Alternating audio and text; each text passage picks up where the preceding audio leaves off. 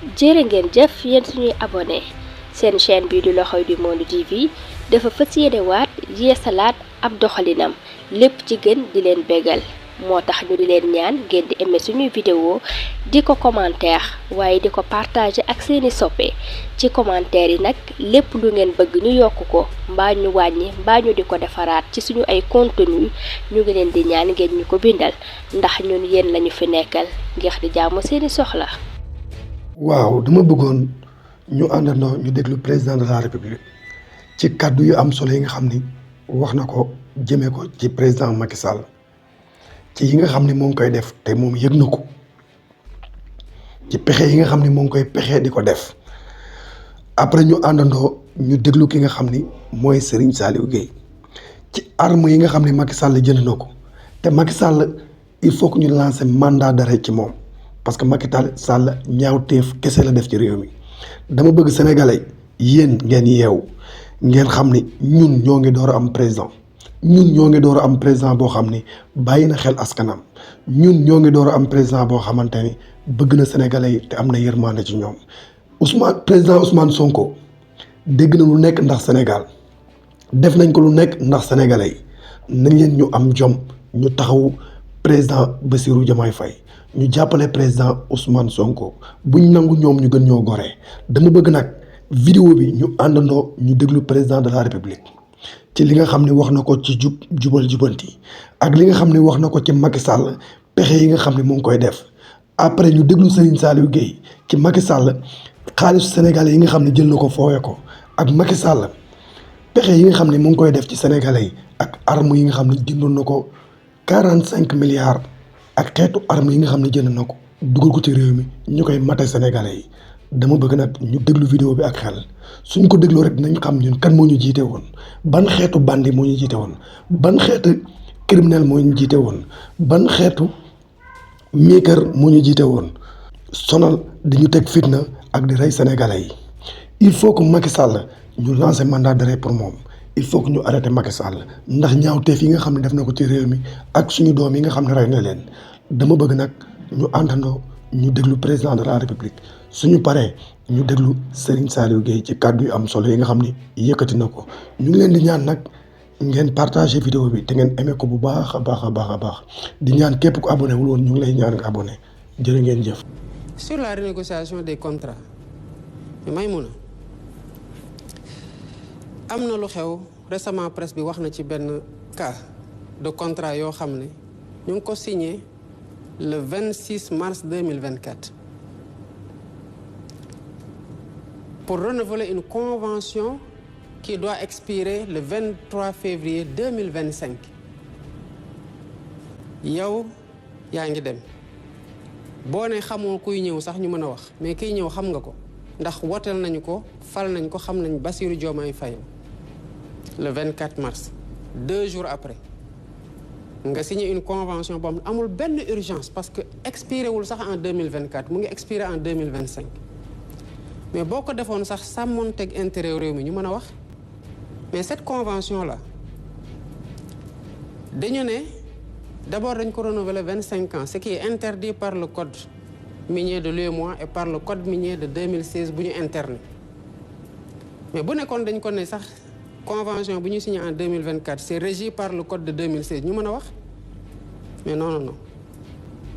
le code de 2016 boobu mu ngi doon abroger beneen code de 2003 qui lui-même abroge un code de 88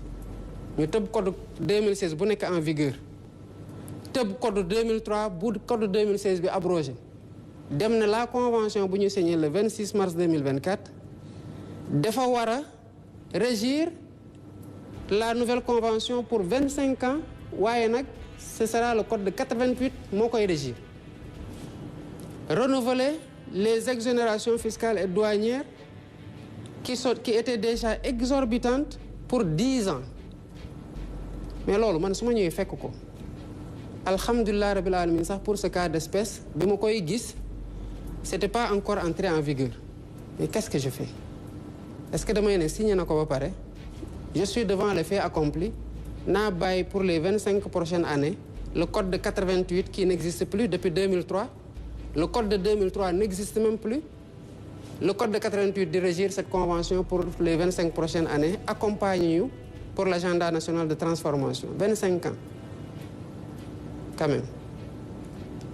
J'ai appelé la personne ma ne ko yow xam nga lii ki ko def xam nga ne du yoon parce que code minier Sénégal lii la wax code minier UEMOA lii la wax yow mi ñu ko defal xam nga ne du yoon man mii mu fekk dama am responsabilité veiller ci intérêt état ak ci liy yoon ci réew mi di ak yoonal xam naa ne du yoon kon ñun ñëpp ñun ñetti ñëpp ñu nekk les principaux responsables xam nañu ne du yoon bëgg nañoo accompagner le secteur privé lool waaye ci orthodoxie lay nekk donc kon sa convention bi damay retirer le décret retirer le renouvellement des exonérations puisque bëgguñu nag sa activité arrêtée dañ la defal autorisation exceptionnelle nga continuer le temps que ñu waxtaan mais forcé wuñ ko dara te ngi waxtaan heurteluñ ko ci dara ñu ngi waxtaan mais waxtaan boobu nag à la fin fokk Sénégal gis ci boppam te fokk une convention qui sera signée en 2025 soit régie par le code en vigueur du ñu dem ba 88 ce sera le code de 2016 bu fekkee ne code bi changé wul ci diggante bi bu code bi changé ce sera le code de 2025 loolu ku mu tiital mais ngelawaay bul ñëw parce que wax dëgg yàlla loolu du loolu réew du loolu réew mënul doxe noonu donc loolu warul tiital benn investisseur et contrairement à ce que li ñuy wax mais l'APIX a plus de 2000 milliards su ma juumul yu teg en termes d'engagement d'investissement au niveau de qui sont en demande d'agrément kon la situation de sérieux de transparence de lutte contre la corruption et de claire vision des autorités que nous sommes rassure aussi le monde des investisseurs contrairement à ce que beaucoup de personnes disent maintenant kuy dem ci réew tàmmoon boo fa demee jaar ci corruption jaar ci manque de patriotisme ak de loyauté vis-à-vis du pays yi fa autorités yi fi nekkoon pour di pomper di muucu askan wi loolu moo tax nga dem ci réew bul ñëw Sénégal parce que loolu amatu fi mu des nag li mën a rebuter ay investisseurs mooy corruption man de xanaa lu ma xamul moo tax je fais voter une loi pour la protection des lanceurs d'alerte parce que foog sénégalais yi xam ne dërëm bu dugg ci gafak ak réew mi ñun ñëpp a ko bokk ak ku ko mënti dugal ci biir gafak réew et que ku nekk sentinelle pour la bonne gouvernance ba pare état tey sa kaaraange corruption bi ñun ñëpp ci war a dugal suñu loxo xeex ko parce que benn réew mënul développer dans un contexte de corruption endémique te bëri na Sénégal waaye lu ma ci xam bu dee ku ñu war a relever la ci saa si nañ la relever te alhamdulilah ba corps de contrôle yaa ngi fi di def liggéey bu mucc ayib ni ñuy defee audit ci contrat yi ci période yu weesu plutôt ci structure yi rapport yi fii Cour des comptes saa yu fa defatee rapport comme ni ngeen ko gisee ñëpp a ci teg seen bët OFNAC bu defee ñëpp dinañ ci teg seen bët beneen corps de contrôle bu defee tamit ñëpp dinañ ci teg seen bët léegi nag il appartiendra aux Sénégalais de mettre la pression qu'il faut sur la justice pour que mu def liggéeyam le temps de la justice n'est pas le temps politique mais ça doit être le temps du peuple au nom duquel cette justice-là elle est rendue parce que mënuñu identifier ay nit jàpp leen ci ay rapport épingler leen justice di daagu je comprends maintenant qu'il y a un déficit de ressources nañ ci liggéey pour renforcer leen moo tax on a augmenté les recrutements au niveau du centre de formation judiciaire duñu leen teg benn pression politique pour orienter seen décision c'est pas notre façon de gouverner mais sénégalais bu ne am na sañ-sañu bu ñu nee diw sangam mii que mu nekk ministre gouvernement Diomaye wala mu nekkoon ministre bi fi nekkoon avant moi wala directeur général bu ñu ko épingler sénégalais ont le droit de réclamer que la justice fasse son travail bu boobaa man dama amul sax conc ba koy teg ci kaw dossier. important sax que je réponde parce que loolu moo taxoon may def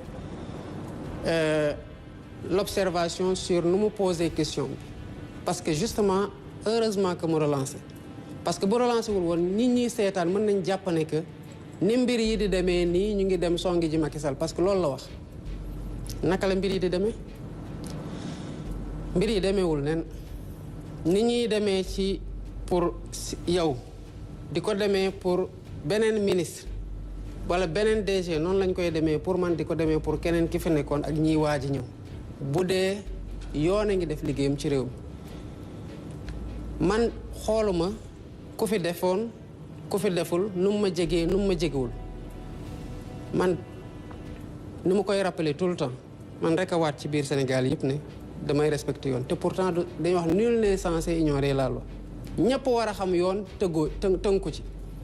waaye yow waatoo ne da ngay respecter yoon man maa ko waat su ma ci yemoon sax man dinaa mën a gérer sama bopp xëy na xanaa ma tarxiis mais dama waataale ne dinaa fexe ba ñeneen ñi tamit respecter yoon gis nga ci respecter yoon boobu dafa am ñu gérer pendant 12 ans assumer ay responsabilités war a rendre compte d'accorduma ci réew moo xam ne bu ñu jàppee un opérateur privé ci lu mu warul woon def ñu jël ko tëj ko bu dee homme politique bi la ñu naan c'est un règlement de compte politique alors que homme politique yooyu ils ont fauté wala ils sont présumés après avoir fauté yoon rek mooy wax gannaaw bu rapport amee parce que même rapport doyul rapport ay présomption rek lay teg mais la personne reste présumée innocente ba yoon def liggéeyam lan mooy wane ne tey dans l'environnement actuel que ñu ngi dem song ji X wala Y amul par contre dañu am responsabilité morale ak historique ci dëkk bi nga xamante ne sénégalais yi gannaaw yàlla teg nañ ko suñu loxo muy lan lépp li fi xewoon ci yorin ak ci jëfin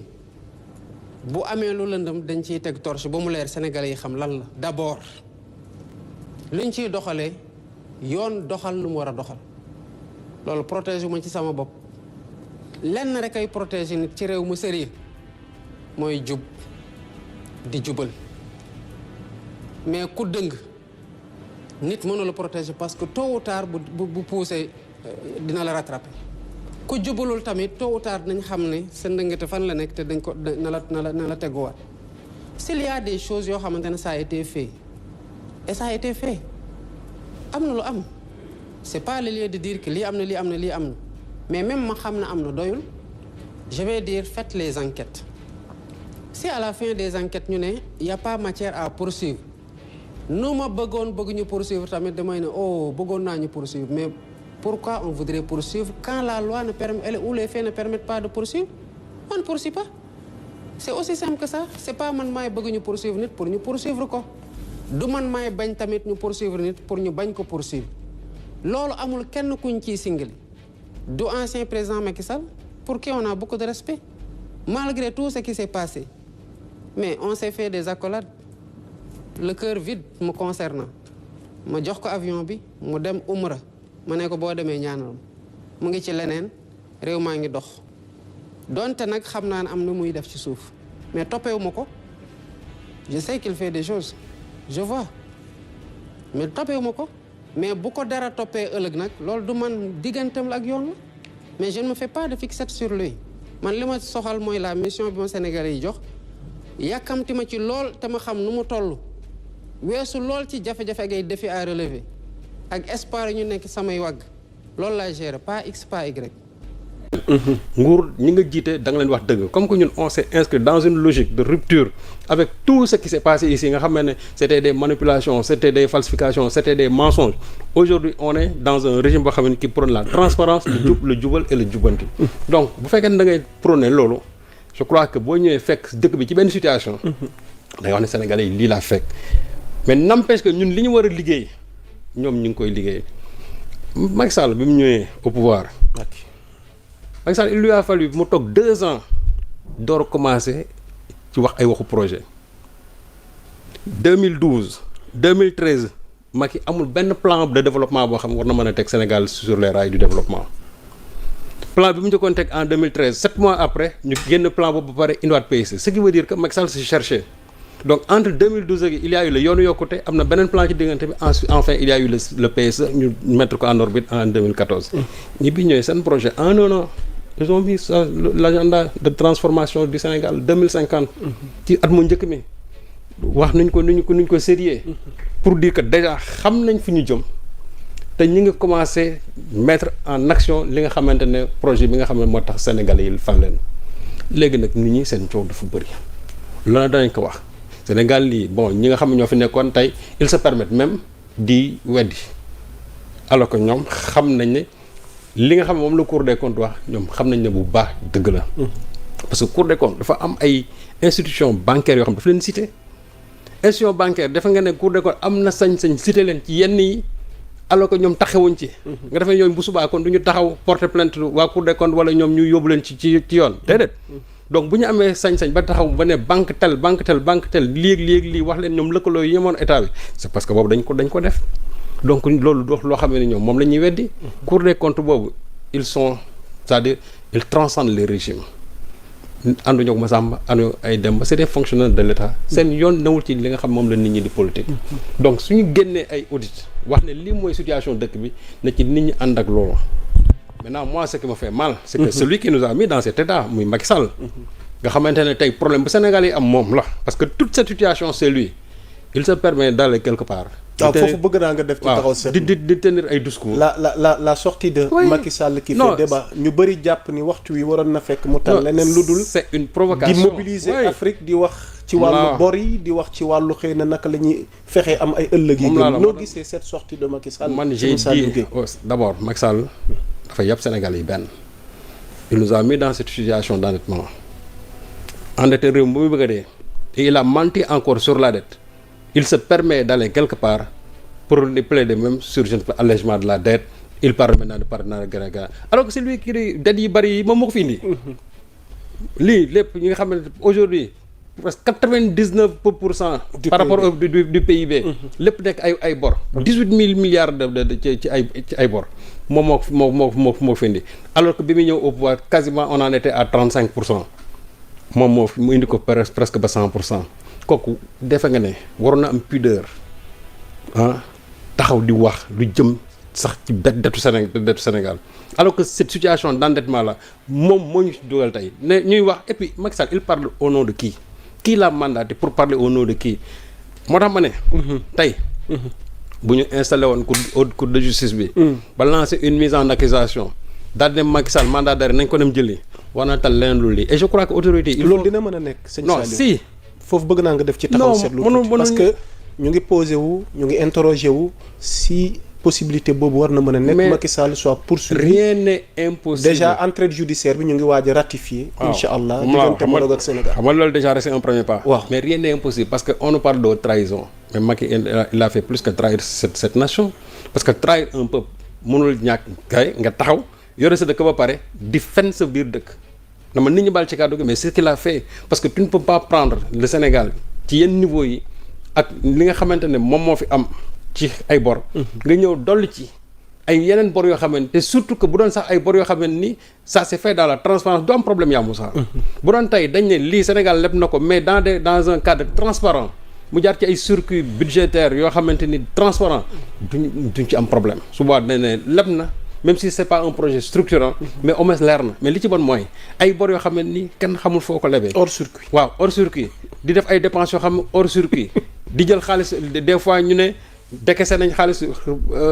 quelque part ci sukuk bi xaalis boo xam ne ni tey ñu ne il y a eu 117 milliards yoo xam ne ni kenn xamul 117 milliards yooyu fu ñu jaar waaw léegi nag yow loolu lépp nga def ko fi mu ne weng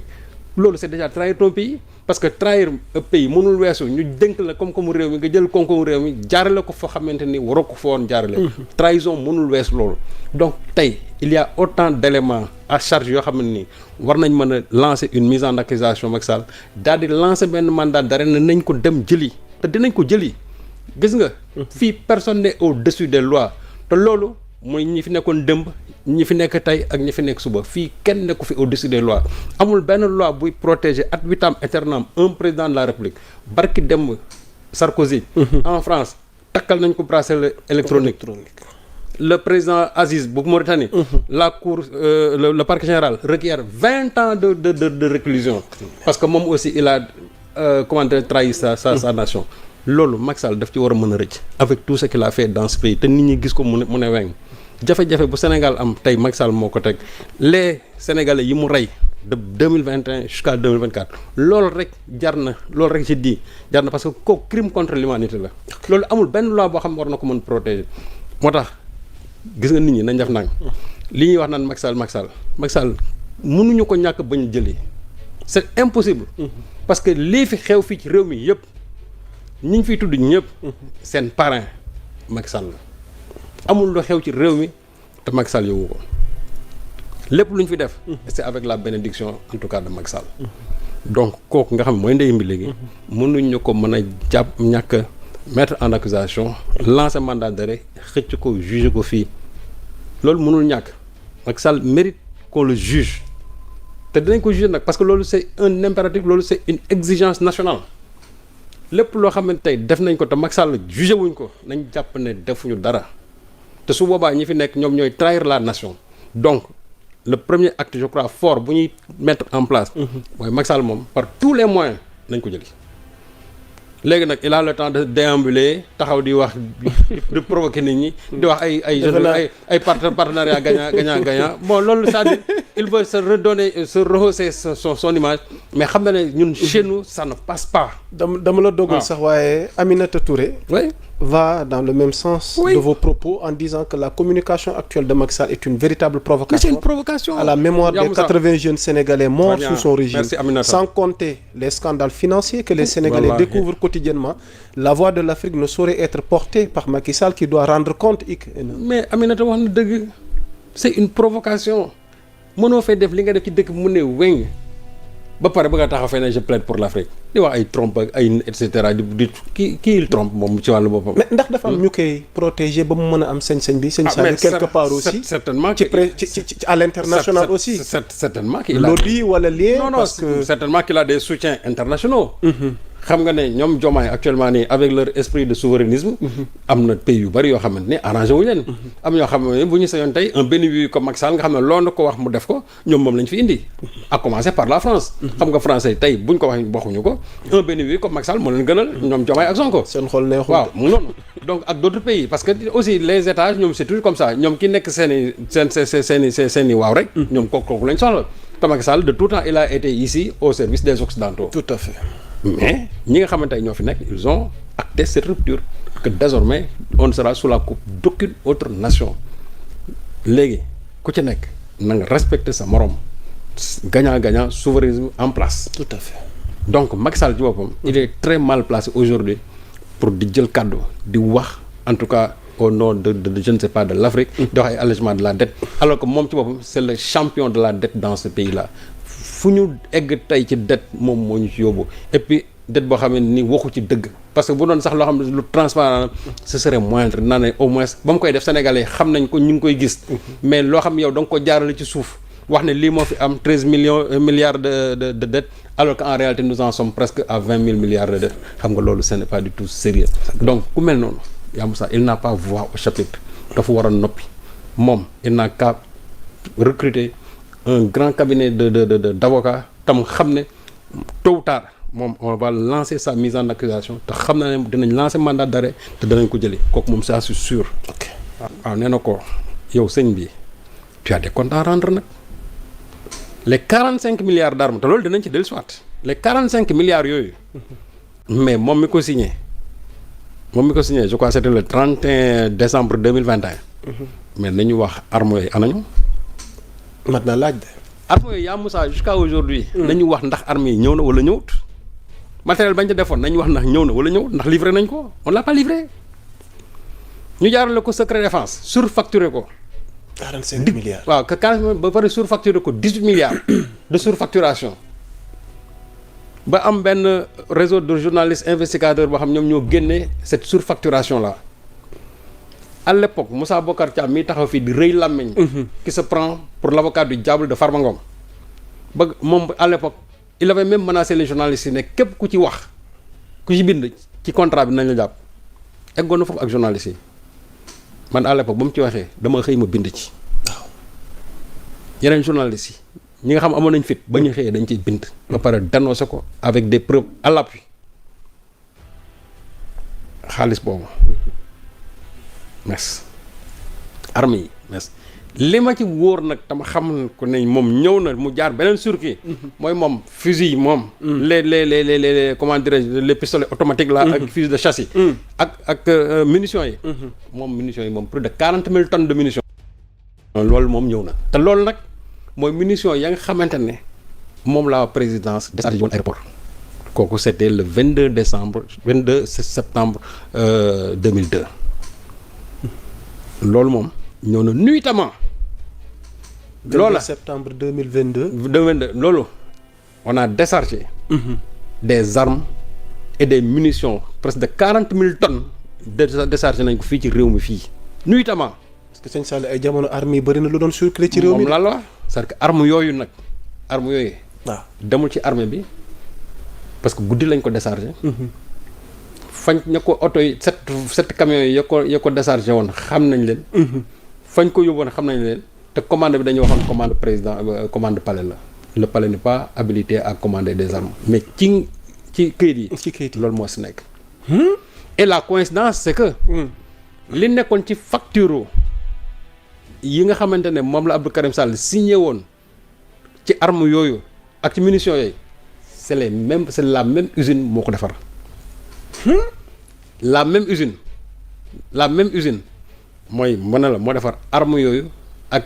munitions yooyu nga xam moo nekkoon ci facture boobu te boo gisee armes yi ñu déchargé woon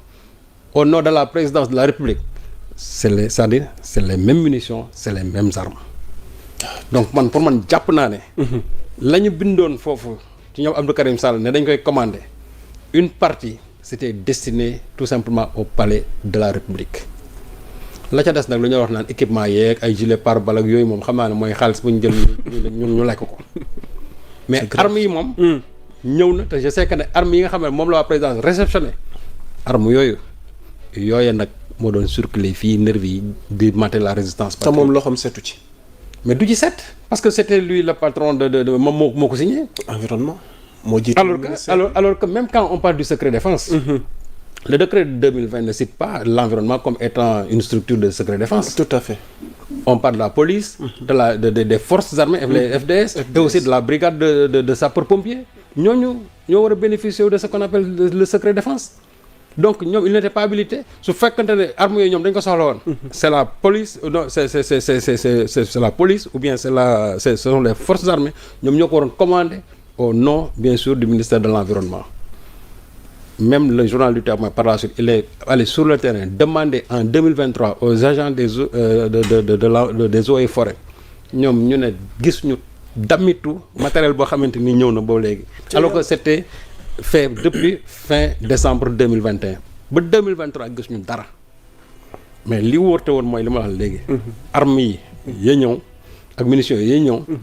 nga xamante ne sur les mêmes deux factures c'est la même usine qui fait la production yooyu moom le palais l'a réceptionné et je suis sûr et certain que loola mooy armes yi nga xamante ne moo doon circuler pendant la résistance là. yooyu lañ doon utiliser di ci maate nit ñi. et je crois que mi bëri woon nañ loolu. non yooyu la mais xam nga ne y a des enquêtes qui sont en train de se faire